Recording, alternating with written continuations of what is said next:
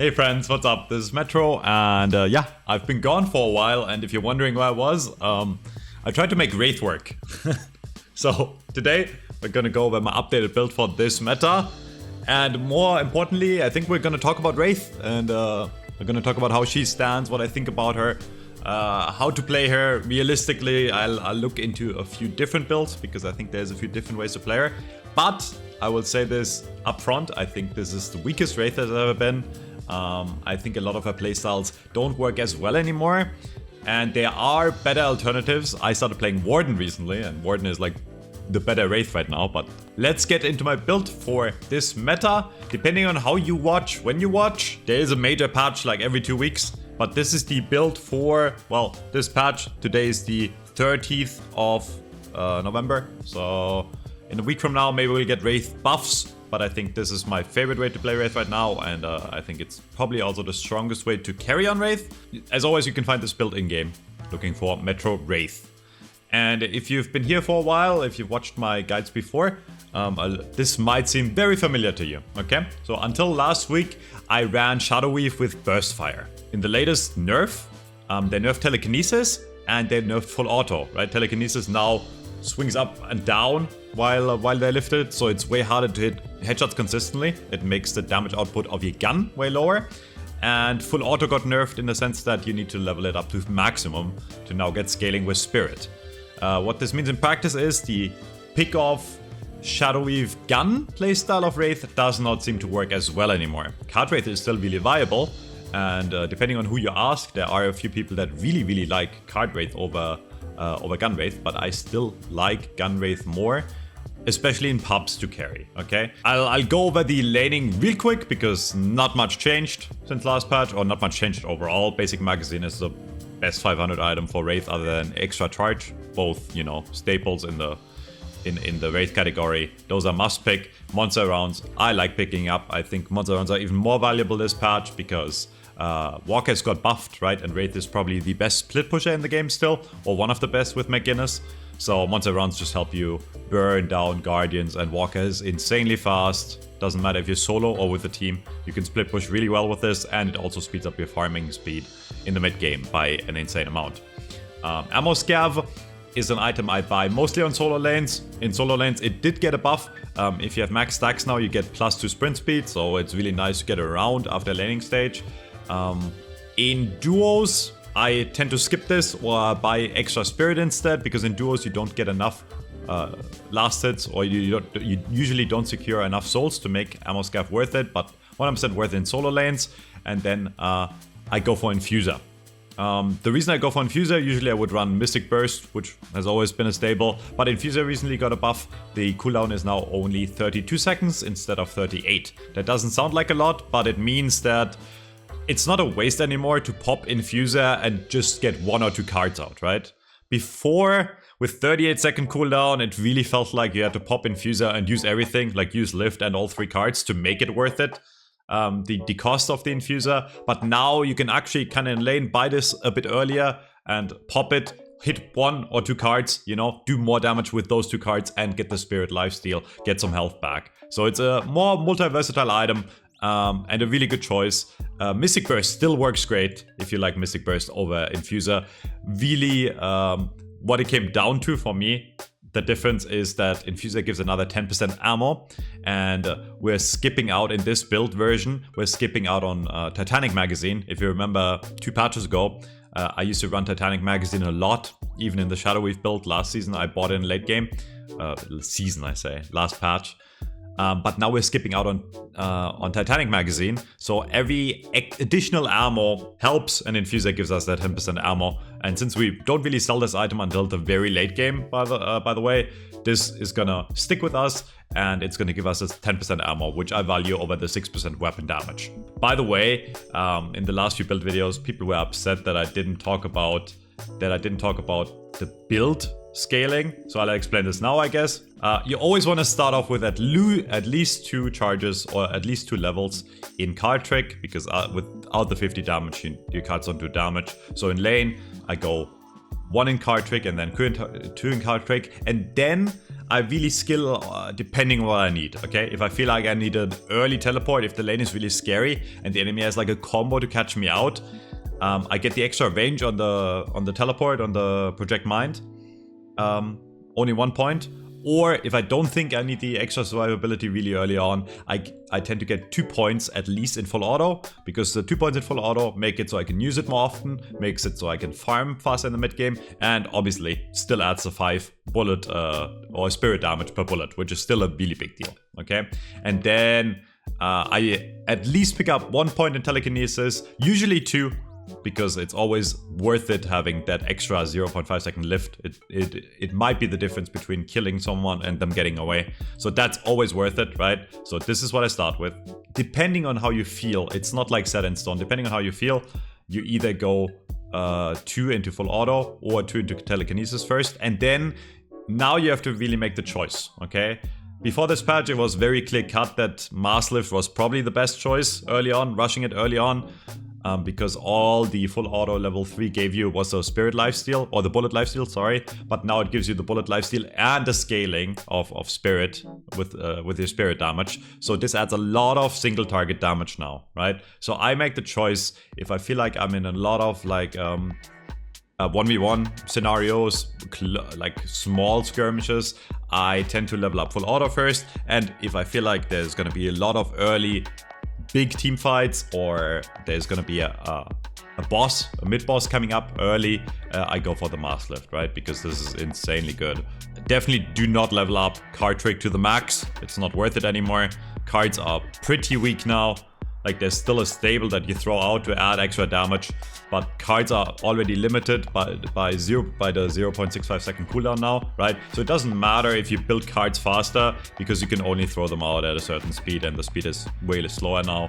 And yeah, leveling up teleport to maximum, I think not really good anymore. In one of my really old tutorials, I had a build where I had maximum teleport early, but people are so good with movement now, and people are good at getting around the map faster, that this really only is a thing you can afford in the late game, right? Because like leveling the full auto or telekinesis first is way more valuable. And then mid game, not much change either. Tesla, I think, is still the best item for Wraith. It adds a lot of farming speed, and no matter if you run more spirit focused Wraith or more gun focused Wraith, the spirit shock damage will scale with your spirit power, and no matter what you run, you will always have a bit of spirit power at least in your build. If you look at the stats in the after game damage breakdown, this adds a lot of damage in team fights. It also adds a lot of damage against enemy combatants. I think Tesla Bullet is like the best item in the game for Wraith. And then I go Quicksilver Reload. Self-explanatory, Quicksilver Reload on the cards, right?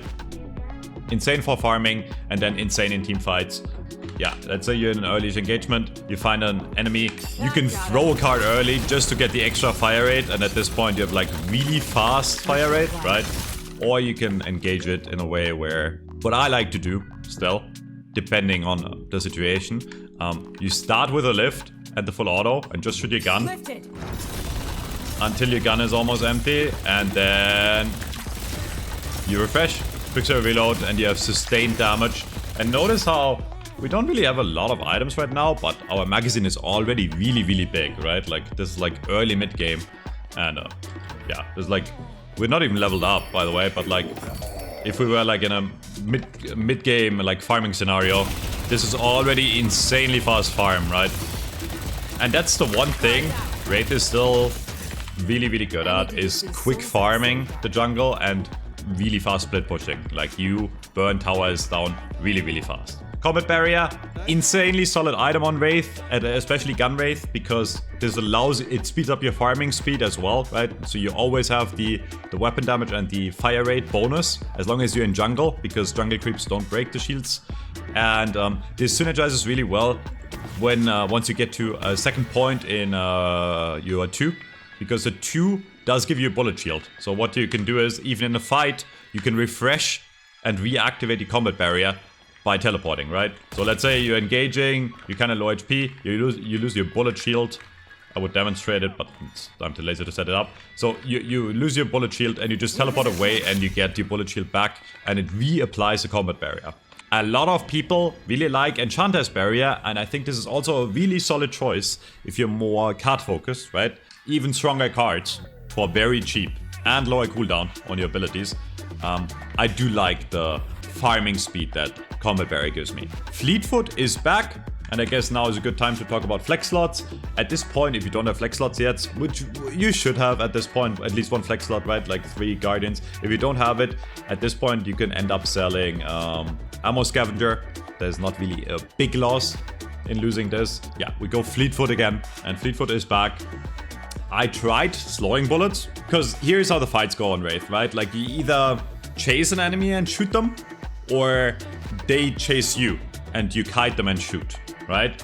And I tried slowing bullets, because on paper this seems like a really good item on Wraith, right? Because if you chase someone and you're having trouble to catch up, like it sounds really nice, right? Like you can slow them down until you realize as long as you shoot, you slow down more than they do, right?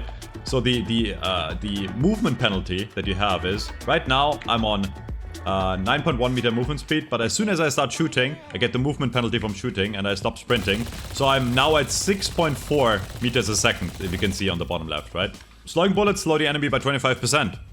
So if you do the math, the slowdown from 9.1 to 6.4 is actually more than the 25% slow that the enemies get. So what happens in reality is if the enemy runs away, they will still gain distance to you, right? You will probably not be able to catch up. Whereas if you compare this to Fleetfoot, yeah, you don't slow down the enemy, but you don't slow down at all. In fact, if you need it, you can replenish more ammo, right? Or get more movement speed with the press of a button, right? So you don't slow down at all, which is A, really good to chase enemies down and secure the kills, but B, also really good at kiting and walking back. What this means in practice is you can very easily run away from the enemy, right? And you can keep on shooting, right? You can create distance between you and the enemy while still getting damage out. This item is insane, and I had so many comments in the last few videos of why I use Fleetfoot over everything else, and this is why. This is why. You can replace this with Kinetic Dash if you like Kinetic Dash more. I think there's also a really good case for Kinetic Dash, because Kinetic Dash gives you another like free dash and more damage, right? Fire rate. And then we go back into escalating resilience. We start building tanky while still adding damage, right? Up until this point, we are pretty fast at farming and we have decent mid-game damage, but we're still very squishy. And once we go into escalating resilience, we basically have this maximum 40% bullet resist almost always, right? Because this builds up so fast. 2% bullet resist per stack, and it lasts for 20 seconds. And because Wraith shoots so fast, you get this almost instantly, right? So right now I'm on -5 bullet resist because we also have Swift Striker. But if you saw how fast that builds up, like it basically after 10 bullets or 15 bullets, so like a second or so, we're at maximum bullet armor. And then we go into Lucky Shot or Spirit Armor, right? Like usually if I have the money, I buy Lucky Shot, which got buffed quite significantly. It is back on the menu. Okay, so if you like Lucky Shot, be happy. This is really, really strong now. It's 110% bonus damage, used to be 90. And it gives us even more ammo, right? And because I'm back to using Lucky Shot always, this is like the last ammo we need. And after the ammo, the extra ammo we get from Lucky Shot, we don't need anything else. We're so like full on ammo that we can even end up selling the basic magazine at this point if we need to, right? But yeah, Lucky Shot got double buffed actually. It also gives us even more bullet shield, okay? So it stacks, it synergizes with Combat Barrier and it synergizes without 2. Like we can get a pretty high 800 at this point, and again, I didn't even level up my hero a lot. We can get an 800 shield basically active at all times at this point. And then yeah, Spirit Armor, self-explanatory, right? Like we're already really tanky against bullets, and then we just stack it with the Spirit. And then this is like a quality of life upgrade. At this point I definitely tend to sell, if I still have Ammo Scav, I tend to sell Ammo Scav. Or at this point I also replace Infuser. While it's nice in the early game, it's not really necessary anymore. Because at this point, once we get to Lucky Shot, most of our damage comes from our gun. So I end up selling Infuser and I go for a Duration Extender, which just makes our ult last a bit longer. Yeah, another 0.25 seconds, which doesn't sound like a lot, but again, every single bit helps, right? And also extends the duration of our full auto as well. And then I go Siphon Bullets. This is like just another way to to steal health, right? People always suggest something like a leech. And the reason I don't run leech now, bullet lifesteal plus leech don't stack efficiently. So you don't get the 26 bullet lifesteal plus the 32 bullet lifesteal. You actually get way less, right? You get 50 overall. So this only doubles your bullet lifesteal. With siphon bullets, you get another whole way of regenerating health that can't be stopped, right? Keep in mind, every lifesteal item you get can be stopped by the enemy, by them running decay, heal bane, toxic bullets, etc., right? There's anti-heal. Anti-heal does not work against siphon bullets. It will always steal 55 HP per second from the, or per stack, sorry, per 0.8 seconds from the enemy, and it will always give you those 55 HP. So it's like a sure way to become even more tanky, right? It is a green item as well, so it gives you more base health by the 20%, more bullet resist, more weapon damage. So it's just a really, really solid item for a tanky Wraith late game. If I need it, I also upgrade improved spirit armor. If you notice here, we're still very flexible with flex slots, right? As I mentioned, at this point, we can easily sell basic mag and we can also sell extra health, right? So even with one flex slot, this build is still insanely strong at this point in time, right? But at this point, you should probably have at least 2, maybe 3 or more, right? So assuming you have this, you can now make the choice, do I need to do even more damage? And usually the answer is no. At this point, you do so much damage that you usually don't need more. But in case you need more, you can now go for intensifying magazine. And the reason I buy this so late, for the ammo you have is not really high, right? Until you get to Lucky Shot, you are missing out on ammo. You shoot your magazine empty very fast with full auto. And intensifying magazine gets stronger the longer you shoot, right? So the more ammo you have, or the longer it takes for you to empty the magazine, the better this item gets, right? So I would recommend this, get this item definitely after Lucky Shot. You can decide to get it before siphon bullets if you need more damage, because this item does add more damage than siphon bullets, right? So if you need raw damage, go for this. If not, go for siphon. But you can also end up skipping this altogether, because at this point, usually at that point in time, I have enough damage compared to my team, and I'm mostly worried about surviving, which, you know, Vampiric Burst helps with 80% lifesteal. Talked about this item over and over. Still a great choice. Or Divine as Kevlar if you ult. Or if you need to shut down, you know, a single target on the other team, Curse is the best item in the game to shut down a specific player. Or if you're the hard carry and you're being hard focused, you go for Unstoppable, because Unstoppable makes you unstoppable. You know, like nobody can shut you down. No Moon Krill comboing you. And yeah, that's about it. A few things I should mention. Otherwise, Reactive Barrier is still insanely strong. Usually the utility item I end up buying the most, right, is really good against Bebop, really good against Haze. Haze is really strong at this point, so this is really good. If the Haze hits a sleep dart on you, you can't really die. A lot of Haze players try to roam early now and try to go for a sleep dart into ult. And sometimes on Wraith, you're actually not tanky enough in the early game to survive if you don't have teleport up right away. So I like Reactive Barrier. Ethereal Shift got buffed again. It gives you this 20 spirit power after the shift, so I think this is still, or it's back to being a great option for survivability if you feel like you're being hard focused. So this is an item I end up buying a lot. And obviously, we don't need to talk about Slowing Hex. The reason Slowing Hex is not core in this build anymore is you want to get to that Lucky Shot and that Spirit Armor / Siphon Bullets as fast as possible. And it's a carry playstyle, okay? You will not play this build like a pick-off playstyle where you initiate the fight and you go for a lift, right? Lift, right now, in my opinion, is very weak until the late game, until you max it out, right? But if you rush Telekinesis max out early, then you will lack a lot of damage because your full auto is going to do less damage, right? So there's two choices you have. Until very late game, Telekinesis is really bad. It takes a long time to cast now. Enemies can get away from it very easily, right? And it's really hard to kill them during it too, because they shake around like a little monkey on a tree, right? So I don't like the early pick-off playstyle of Wraith anymore. I think if you want to do that, something like Haste is just a better option, right? And Slowing Hex is more so a tool in the early and mid game to get those those one-man pick-offs, right? That being said, I still buy this item a lot when I have specific heroes against me. It's almost must-have against, I would say, Infernus and Mirage, in my opinion. Because both of those characters can completely negate the ult, with their abilities, especially Mirage, right? You can Tornado and the ult disappears. And at the same time turn it on you, right?